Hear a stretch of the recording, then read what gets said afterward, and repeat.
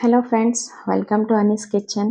ನನ್ನ ಇವತ್ತಿನ ಬ್ಲಾಗಲ್ಲಿ ನಾನು ನಿಮ್ಮ ಜೊತೆ ಗಾಜರ್ ಹಲ್ವಾ ರೆಸಿಪಿನ ಶೇರ್ ಮಾಡ್ಕೊಳ್ತಾ ಇದ್ದೀನಿ. ನಾನಿಲ್ಲಿ ಅರ್ಧ ಕೆಜಿಯಷ್ಟು ರೆಡ್ ಕ್ಯಾರೋಟ್ನ ತೊಗೊಂಡಿದ್ದೀನಿ. ನೀಟಾಗಿ ವಾಶ್ ಮಾಡಿಕೊಂಡು ಎಡ್ಜಸ್ನೆಲ್ಲ ಕಟ್ ಮಾಡಿ ಈ ಥರ ಸ್ಕ್ರೇಪ್ ಮಾಡ್ಕೊತಾ ಇದ್ದೀನಿ. ಸೊ ಉಳಿದಿರೋ ಎಲ್ಲ ಗಾಜರ್ನು ನಾನು ಇದೇ ಥರ ಸ್ಕ್ರೇಪ್ ಮಾಡಿಕೊಂಡು ರೆಡಿ ಇಟ್ಕೊತಾ ಇದ್ದೀನಿ. ಸೊ ಇದನ್ನು ಮೀಡಿಯಮಾಗೆ ತುರ್ಕೊತಾ ಇದ್ದೀನಿ. ಫ್ರೆಂಡ್ಸ್, ತುಂಬ ಸಣ್ಣಕ್ಕೆ ಬೇಡ, ತುಂಬ ದೊಡ್ಡಕ್ಕೂ ಬೇಡ, ಮೀಡಿಯಮ್ ಆಗಿರಲಿ ತುರಿ. ಅದು ಒಂದು ಬಿಗ್ ಬೌಲ್ ಅಷ್ಟಾಗಿದೆ. ಇಲ್ಲಿ ನಾನು ಅದಕ್ಕೆ ಸಕ್ಕರೆ ಬದಲು ಬೆಲ್ಲನ ಯೂಸ್ ಮಾಡ್ತಾ ಇದ್ದೀನಿ. ಫ್ರೆಂಡ್ಸ್, ಆರೋಗ್ಯ ದೃಷ್ಟಿಯಿಂದನೂ ಬೆಲ್ಲ ತುಂಬ ಒಳ್ಳೆಯದು. ಅದಕ್ಕೆ 3-4 ಟೇಬಲ್ ಸ್ಪೂನ್ ತುಪ್ಪ, ಸ್ಲೈಸ್ ಮಾಡಿರೋಂಥ ಬಾದಾಮಿ, ಸ್ಲೈಸ್ ಮಾಡಿರೋಂಥ ಗೋಡಂಬಿ, 10-15 ಒಣ ದ್ರಾಕ್ಷಿ, 1 ಟೇಬಲ್ ಸ್ಪೂನ್ ಅಷ್ಟು ಏಲಕ್ಕಿ ಪುಡಿ, 2 ಟೇಬಲ್ ಸ್ಪೂನ್ ಅಷ್ಟು ಗಸಗಸೆ, ಬೆಲ್ಲನ ಕರಗಿಸ್ಕೊಳ್ಳೋಕ್ಕೆ ಸ್ವಲ್ಪ ನೀರು. ನಾನಿಲ್ಲಿ ನಾನ್ ಸ್ಟಿಕ್ ಪ್ಯಾನ್ನ ಯೂಸ್ ಮಾಡ್ತಾ ಇದ್ದೀನಿ. ಫ್ರೆಂಡ್ಸ್, ನೀವು ಸ್ಟೀಲ್ ಪ್ಯಾನ್ ಕೂಡ ಯೂಸ್ ಮಾಡ್ಬೋದು. ಫಸ್ಟು ಗಸಗಸೆನ ಹಾಗೆ ಡ್ರೈ ರೋಸ್ಟ್ ಮಾಡ್ಕೊಳ್ಳೋಣ.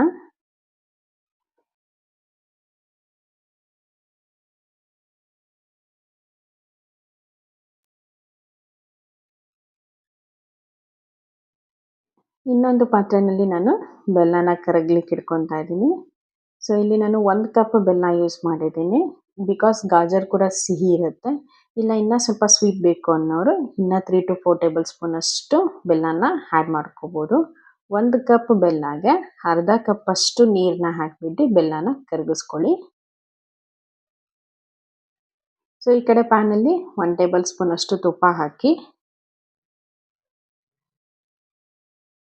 ನಾನು ಡ್ರೈ ಫ್ರೂಟ್ಸ್ನೆಲ್ಲ ರೋಸ್ಟ್ ಮಾಡ್ಕೊಳ್ತಾ ಇದ್ದೀನಿ. ದ್ರಾಕ್ಷಿ ಹಾಕ್ಕೊಳ್ತಾ ಇದ್ದೀನಿ ಇವಾಗ. ಸ್ವಲ್ಪ ಹೊತ್ತು ದ್ರಾಕ್ಷಿ ಫ್ರೈ ಆದಮೇಲೆ ಅದಕ್ಕೆ ಸ್ಲೈಸ್ ಮಾಡಿರೋಂಥ ಬಾದಾಮಿ ಮತ್ತು ಸ್ಲೈಸ್ ಮಾಡಿರೋಂಥ ಗೋಡಂಬಿ ಹಾಕ್ಕೊಂಡು ಬ್ರೌನ್ ಕಲರ್ ಆಗೋ ತನಕ ಫ್ರೈ ಮಾಡ್ಕೊಳ್ಳಿ. ಸೊ ಆಲ್ಮೋಸ್ಟ್ ಆಗಿದೆ ಅದೀಗ. ಅದನ್ನು ಒಂದು ಬೌಲ್ಗೆ ತೆಗೆದಿಟ್ಕೊಳ್ತಾ ಇದ್ದೀನಿ.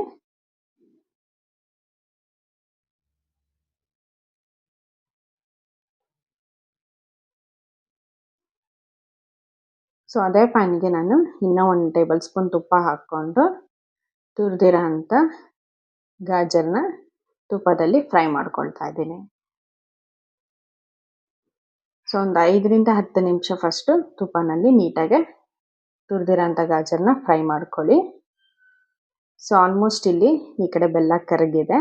ಸೊ ಅದನ್ನು ಫ್ರೈ ಆಗಿರೋ ಅಂಥ ಗಾಜರ್ಗೆ ಸೋಸ್ಕೊತಾ ಇದ್ದೀನಿ.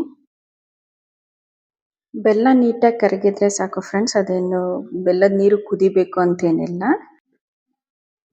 ಸೊ ಅದನ್ನು ಸೋಸ್ಕೊಂಡಾದ್ಮೇಲೆ ಅದನ್ನು ನೀಟಾಗಿ ಮಿಕ್ಸ್ ಮಾಡಿ 10-15 ನಿಮಿಷ ಲಿಡ್ಡನ್ನು ಕ್ಲೋಸ್ ಮಾಡಿ ಕ್ಯಾರೆಟ್ನ ಬೇಯಲಿಕ್ಕೆ ಬಿಡಿ.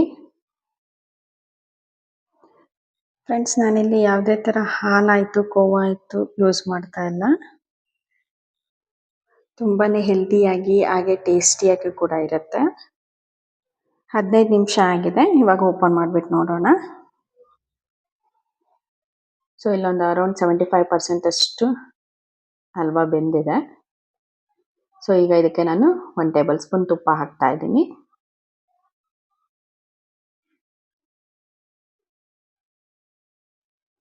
ಮಧ್ಯದಲ್ಲಿ ತುಪ್ಪ ಹಾಕೋದ್ರಿಂದ ಕ್ಯಾರೆಟು ಓವರ್ ಕುಕ್ ಆಗೋದಿಲ್ಲ.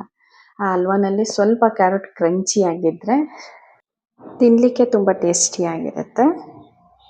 ಸೊ ತುಪ್ಪ ಹಾಕಿದ್ಮೇಲೆ ಮತ್ತೆ ಒಂದು 10 ಮಿನಿಟ್ಸ್ ಲಿಡ್ ಕ್ಲೋಸ್ ಮಾಡಿ ಬೇಯಲಿಕ್ಕೆ ಬಿಡಿ. ಸೊ ಆಲ್ಮೋಸ್ಟ್ ಹಲ್ವಾ ಕುಕ್ ಆಗಿದೆ. ಈಗ ಇದಕ್ಕೆ ನಾನು 1 ಟೇಬಲ್ ಸ್ಪೂನ್ ಅಷ್ಟು ಏಲಕ್ಕಿ ಪುಡಿನ ಹಾಕ್ಕೊತಾ ಇದ್ದೀನಿ. ನೀಟಾಗಿ ಮಿಕ್ಸ್ ಮಾಡ್ಕೊಳ್ಳಿ. ಏಲಕ್ಕಿ ಪುಡಿ ಹಾಕಿದ್ಮೇಲೆ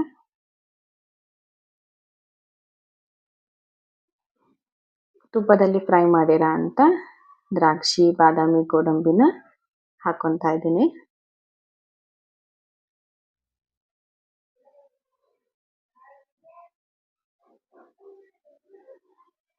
ಸೊ ಫೈನಲ್ ಆಗಿ ಇನ್ನೂ 1 ಟೇಬಲ್ ಸ್ಪೂನ್ ತುಪ್ಪನ ಆ್ಯಡ್ ಮಾಡ್ತಾ ಇದ್ದೀನಿ.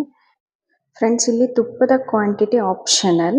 ನಿಮಗೆ ಎಷ್ಟು ಬೇಕೋ ಅಷ್ಟು ತುಪ್ಪನ ನೀವು ಆ್ಯಡ್ ಮಾಡ್ಕೋಬೋದು. ಕಡಿಮೆ ಬೇಕು ಅಂದವರು 1 ಟೇಬಲ್ ಸ್ಪೂನ್ ತುಪ್ಪನ ಕಮ್ಮಿ ಮಾಡ್ಕೊಳ್ಳಿ. ಇಲ್ಲ ತುಪ್ಪ ಹಾಕಿದ್ರೆ ರುಚಿ ಇರುತ್ತೆ ಜಾಸ್ತಿ ಅನ್ನೋರು ತುಪ್ಪನ ಎಕ್ಸ್ಟ್ರಾ ಬೇಕಿದ್ರೆ ಆ್ಯಡ್ ಮಾಡ್ಕೋಬೋದು.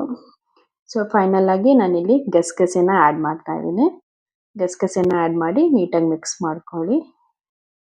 ಯಾರೆಲ್ಲ ವಿಡಿಯೋ ನೋಡ್ತಾ ಇದ್ದೀರಾ, ಲೈಕ್ ಮಾಡಿ, ಶೇರ್ ಮಾಡಿ, ಸಬ್ಸ್ಕ್ರೈಬ್ ಮಾಡಿ. ಹಲ್ವಾ ರೆಸಿಪಿನ ಟ್ರೈ ಮಾಡಿ. ನಿಮ್ಮ ಅನಿಸಿಕೆ ಅಭಿಪ್ರಾಯನ ಕಮೆಂಟ್ ಮಾಡಿ.